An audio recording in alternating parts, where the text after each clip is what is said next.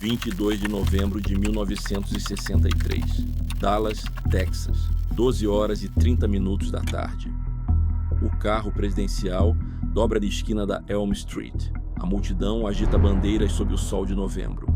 John Kennedy acena. Jacqueline está ao seu lado, de rosa. E então, 3 tiros. Em 6 segundos, o mundo muda de direção. Mas e se não mudasse? E se o carro tivesse acelerado 1 segundo antes? E se o vento tivesse desviado o projétil alguns centímetros? E se aquele dia tivesse terminado, como tantos outros dias presidenciais, com um jantar ou um discurso? O que teria acontecido com o mundo? E com Kennedy? Hoje, no Linha B, vamos explorar 2 possibilidades que a história deixou em aberto. Porque Kennedy não era simples o suficiente para ter um único futuro possível. Antes de imaginar o futuro, precisamos entender o presente dele. John Kennedy tinha 46 anos em novembro de 1963. 1000 dias na presidência. Tempo suficiente para mostrar que era extraordinário em alguns momentos e profundamente limitado em outros. Em outubro de 1962, durante a crise dos mísseis de Cuba, ele resistiu à pressão dos generais que pediam ataque imediato.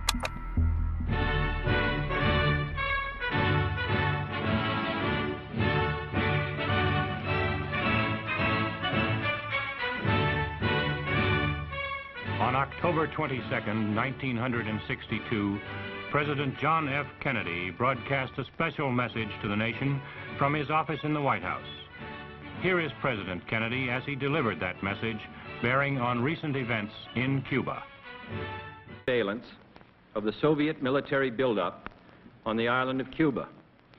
Within the past week, unmistakable evidence has established the fact that a series of offensive missile sites is now in preparation on that imprisoned island.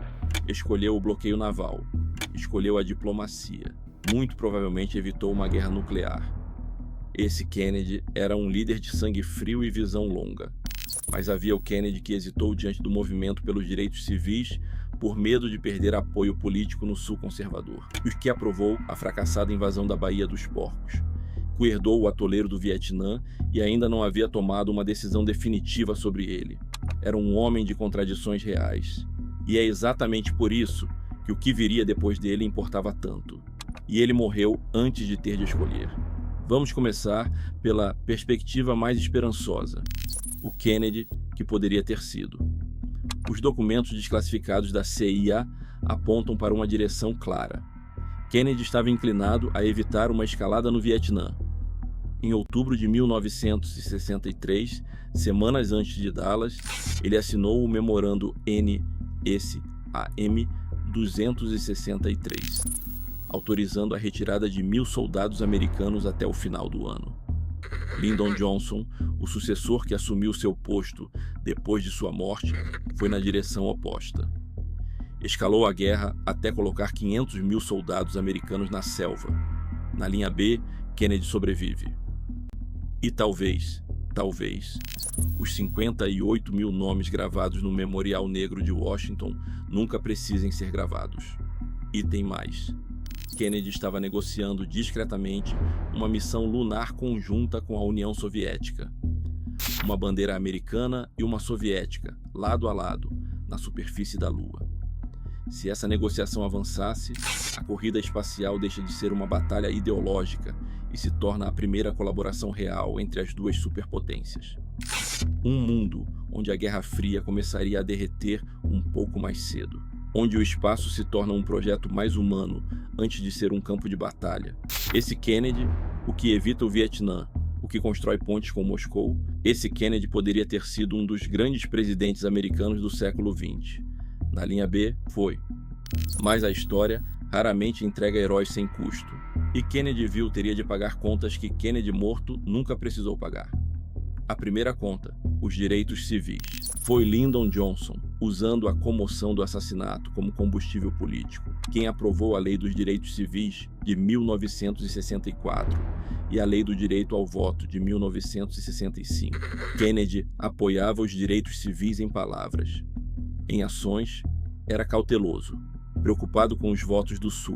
Existe uma chance real de que um Kennedy vivo tivesse negociado uma versão mais fraca dessas leis, ou as adiado por mais anos. A segunda conta, o desgaste do tempo. Kennedy governaria até janeiro de 1969, 6 anos a mais de presidência real, com todas as crises, os fracassos, as concessões que presidências reais exigem. Um homem que morreu com 80% de aprovação teria chegado ao fim do segundo mandato. Com quanto? 50%? 40%? Quanto tempo um presidente serve tempo suficiente para decepcionar? O paradoxo mais cruel da história de Kennedy é este. Não porque era fraco, mas porque a morte congelou ele no melhor momento. Preservou a promessa antes que o tempo atestasse. Historiadores são mais frios em relação às possibilidades. Nas avaliações acadêmicas dos presidentes americanos, Kennedy geralmente aparece entre os 15 melhores, mas raramente no top 5.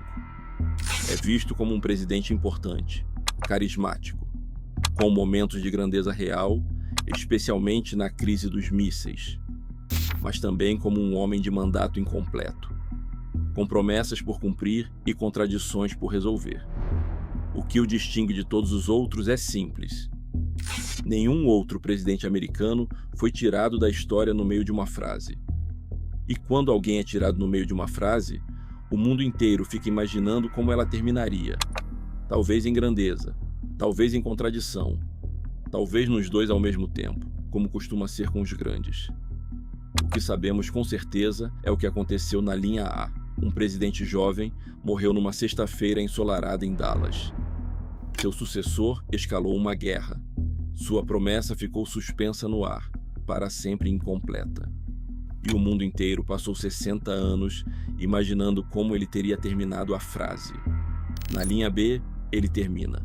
Talvez de forma gloriosa, talvez de forma imperfeita. Provavelmente de um jeito que surpreenderia tanto os que o idolatram quanto os que o subestimam. Porque é isso que o tempo faz com os líderes reais.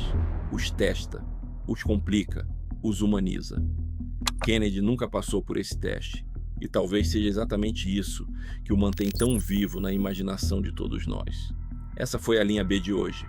E te falar rapidamente, em outra linha temporal, você já está inscrito.